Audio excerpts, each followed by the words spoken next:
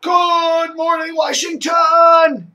It's the 27th of June, 2011, right here on Dave TV, here on DCRTV.com.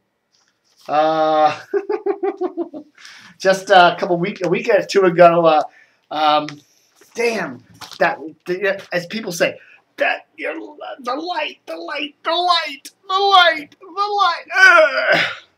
You see?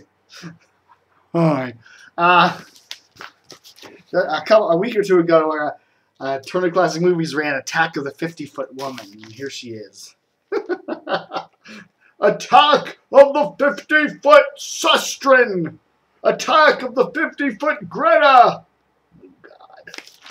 Oh, God. Speaking of the Washington Post, interesting little article in Sunday's Post, an obit for the late, great Nick Charles, right there. Nick was a sportscaster who was seen on Channel 13 in Baltimore, WJZ, and Channel 4 in Washington, WRC, in the 1970s. Okay? Anyhow, this article written by Matt Shudell, whatever, says, quote, in the early 1970s, he, Nick Charles, worked at Baltimore's WJZ before becoming a sports anchor for WRC Channel 4 in Washington, where he shared anchor duties with Glenn Brenner, unquote.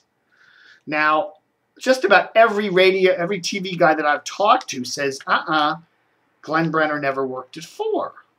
I've even talked to people who have long-time histories over there at Channel 9, where Glenn Brenner did eventually work and became famous. Nobody remembers Glenn Brenner working at Channel 4. Now, Nick Charles did work at Channel 4 at the same time Glenn Brenner was working over at Channel 9. So let's try something here. Let's live it on the internet. Let's go to Google, and we shall check this. Google.com, and let's type up Glenn Brenner, okay? G-L-E-N-N, Brenner. Okay. And let's go to the Wikipedia, which is known to be always right. Glenn Brenner was a sportscaster best known for his tenure as the sports anchor for WUSA, which was then, WDVM, WTOP-TV, from 1976 until his death in 1992. He had been employed at KYW-TV earlier in his career. Now, that's basically all it says. So, is Wikipedia wrong? I don't remember Glenn Brenner ever working at Channel 4.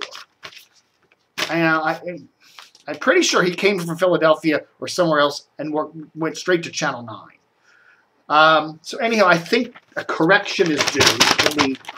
Man, something's wrong with this Washington Post. It is just full of mistakes. Screw-ups and mistakes, and it's mediocre. It's turned into a mediocre paper. Daily, on a daily basis. It's terrible. Something's wrong with that newspaper, baby. Yeah. All right. Speaking of Glenn Brenner, let's check out a little video too here.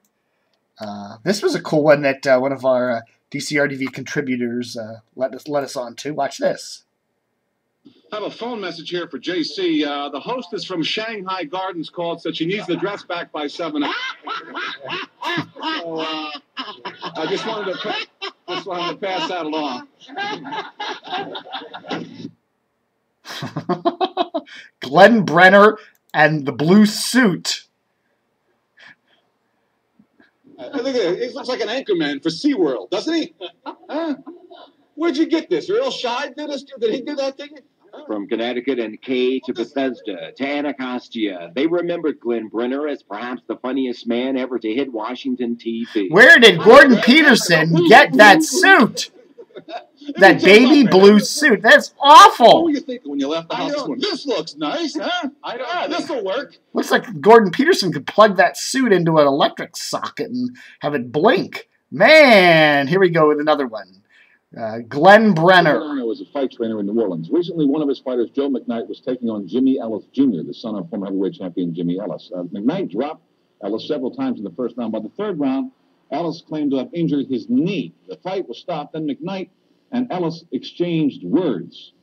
And then this is where the fight is stopped. And then they resumed fighting. Ellis's manager, Doug Myers, tried to separate the two and was sucker punched by Bonanno, knocked out of the ring, where Bonanno jumped on him and started wailing again. Bonanno claims he was protecting his own fighter, but it's pretty clear from the replay that Meyer was trying to break up the fight, not start it. You'll see it right here. And Bonanno used the opportunity to take a cheap shot right there, just knocked him out of the ring. Meyer hitting right on the side of the head. If he was just trying to protect his fighter, why didn't Bonanno bother to jump on him after he's out of the ring? I mean, this guy's protected. Anyway, afterward, a local news reporter talked to Bonanno about the incident. As you'll see, Mr. Bonanno was just overcome with grief. It's a regrettable incident, and it's unfortunate that it occurred, but sometimes in boxing those things happen. And well, anyhow, that's the late, great... What I was supposed to do. And the late, great Glenn Brenner there on DCR TV. Really cool stuff. He passed away in 92, early in 92. They thought he had a stroke or whatever a couple months earlier, but it turned out to be a really fast-growing brain tumor. Anyhow, the late, great Glenn Brenner and the late, great Nick Charles. Doing the sportscast tonight together. Nick Charles and Glenn Brenner tonight on W Heaven. Yes. All right. Well, what's the big news today? Monday, the 27th of June here in DCR TV land. 105.9 is still playing classic rock. You know, we did hear that there's some rumors of change at the station. Don't know whether they're going to have a new format or whether they're going to be a relay for sister WMAL. 6:30, WMAL's AM frequency, and 6:30, June 30th, 6:30 is WMAL day, so maybe something will happen then. That's Thursday, so stay tuned. 6:30, 6:30, who knows? Oh, what other big news is happening? We're getting pretty much confirmation that Kimbery Suiters is leaving Channel 4. Yesterday we reported a rumbling that Miss Suiters, who does the weekend morning anchoring and weekday reporting at Channel 4, her contract is not being renewed. So, you know, a number of people are leaving 4 lately. Quite a few of them have Jerry Edwards, Lindsay Zarniak. I think Comcast is pretty much gotten 4. We'll see if... A lot of rumors that Jim Vance ain't happy there anymore either. So I wouldn't be surprised to see Jim hang up the old dentures. I'm sorry. Hang up the old legendary anchor mantle sometime this year. I wouldn't be surprised. Channel 45 dominates the local Emmys. Yeah, another thing that I didn't like about the Post, Lisa DeMarais today did this big piece on the Emmys and all that stuff. The Emmys aren't a fair competition. You know, TV stations either submit their stuff for them or don't. Okay? So you have channels like, you have Channel 45, okay, which submitted a pile of nominations for the Emmys, and then a bunch of them get nominated, and then a bunch of them get selected, and then some of them win. Okay? So it's kind of a winnowing process.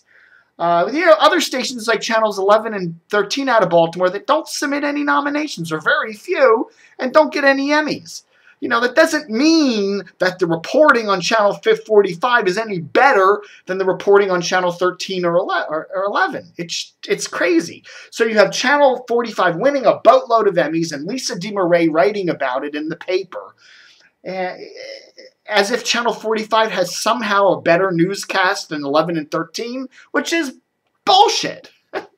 I don't know. There's something wrong. You know, if somehow the Emmy Awards could be made more fair, you know, that it doesn't matter, you know, have an independent panel somewhere select the nominees and don't have TV stations have to nominate their own product. And, you know, some stations participate, some don't. It's a skewed process and it isn't fair. Winning an Emmy may look good on someone's resume, But, you know, in a local media market like Washington, Baltimore, Richmond / Salisbury, it doesn't mean a hell of a lot if you're not really competing against the other guy. It's you know, it's a hollow victory for Channel 45 and for Channel 5 to win all those Emmys when the other stations aren't even submitting nominations in many cases. So that's my rant on that. I don't have my hat here. Where's my hat? Put my hat on. Tip of the old hat to Doreen Gensler, really cool anchor there over there at Channel 4.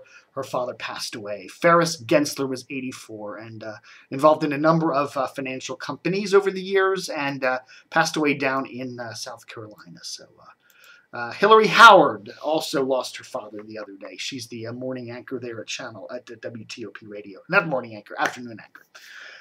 So a tip of the camo cap to her too. Lost my dad about 20 years ago, 1991.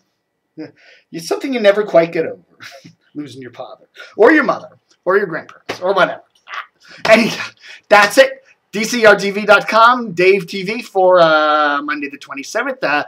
If the format flips over there on 105.9, we'll let you know. So stay tuned, and don't forget to praise the Lord.